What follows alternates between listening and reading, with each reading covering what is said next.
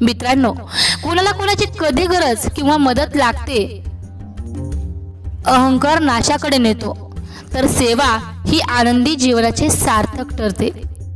सर्वांशी प्रेमाने वागा व सर्वांकडून प्रेम मिळवा। हा जन्म पुन्हा नाही। विनाकारण कोणाला त्रास देऊ नका।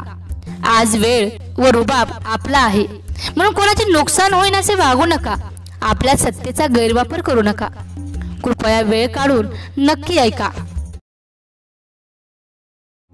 निसर्गाने आपल्या शरीराची रचनाच अशी केलेली आहे की आपण स्वतःची पाठही थोपटू शकत नाही आणि स्वतःला कधी लातही मारू शकत नाही। म्हणूनच माणसाच्या जीवनात हितचिंतकाची आणि निंदकाची आवश्यकता आहे।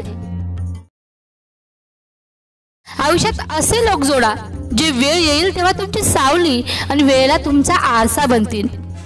कारण आरसा कधी खोटे बोलत नाही आणि सावली कधी साथ सोडत नाही। बोलायच्या आधी ऐकायला शिका। खर्च करायच्या आधी कमवायला शिका। लिहायच्या आधी विचार करायला शिका।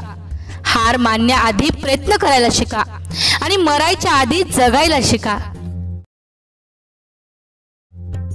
जीवनात एवढ्याही चुका करू नका की पेन्सिलच अगोदर संपून जाईल आणि रबराला एवढाही वापरू नका की जीवनाच्या अगोदर कागदच फाटून जाईल।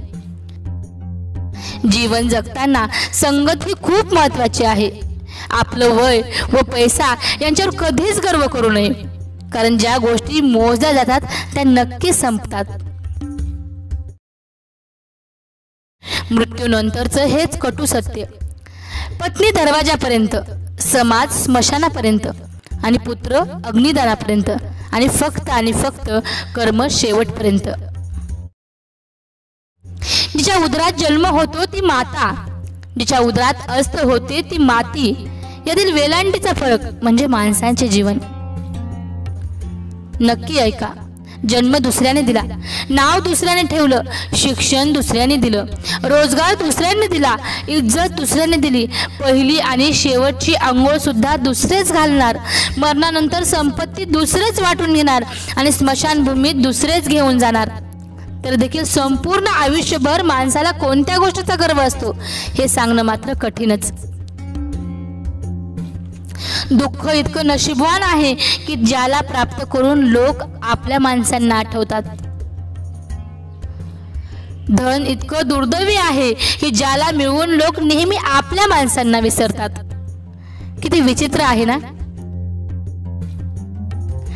माणसाच्या शरीरात 70% पाणी आहे, पण जखम झाली की रक्त येतं आणि माणसाचे हृदय रक्ताचे बनलेले असून हृदय दुखावलं की डोळ्यातून पाणी येतं।